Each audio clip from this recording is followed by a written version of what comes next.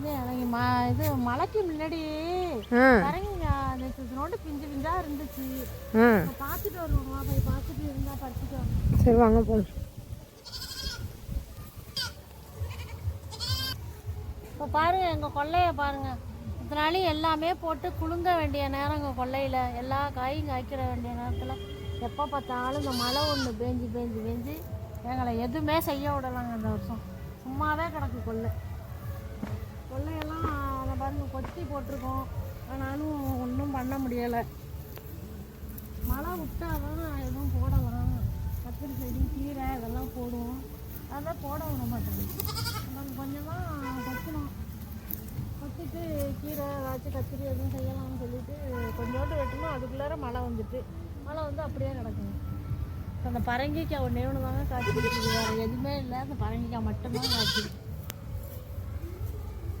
அந்த பரங்கிக்காயை வச்சு தான் நாங்கள் டெய்லி மீன் குழம்பு வச்சுக்கிட்டு இருக்கோம். இந்த பாருங்கள் எவ்வளோ வசரத்தில் காய்ச்சிருக்குறாங்க. எனக்கு பறிக்கவும் முடியலை, வெட்டலை.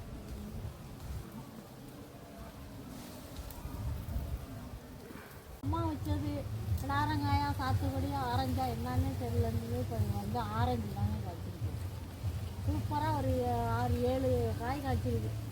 7 பழம் இருக்குங்க. ஆரஞ்சு பழம் நம்ம வீட்டு கொள்ளையிலையும் ஆரஞ்சு பழம் காய்ச்சிட்டு ரொம்ப சந்தோஷமாக இருக்குங்க. இது அம்மா வச்சது தான். அது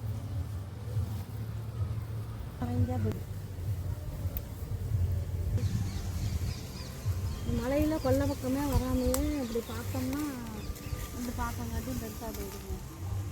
சூப்பரான பரங்கிட்டீங்க.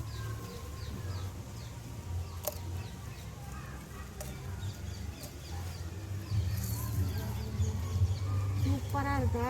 இதை போட்டு வறுக்கலாம், புளிக்குழம்பு வைக்கலாம், சாம்பார் வைக்கலாம், மீன் குழம்பு வைக்கலாம். நம்ம வீட்டில் மீன் குழம்புக்கு தான் ரொம்ப ஃபேமஸ்.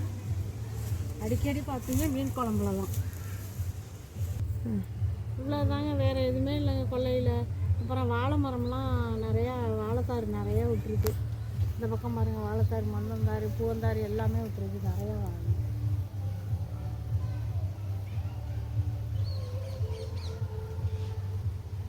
அவ்வளோதாங்க. கொஞ்சம் மழை விட்டுட்டுனா கொள்ளையில் காய்கறியெல்லாம் போடுவோம். காய்கறியெல்லாம் போடையில் பார்ப்போம். அடுத்த வீடியோவில் பார்ப்போம். பாய்.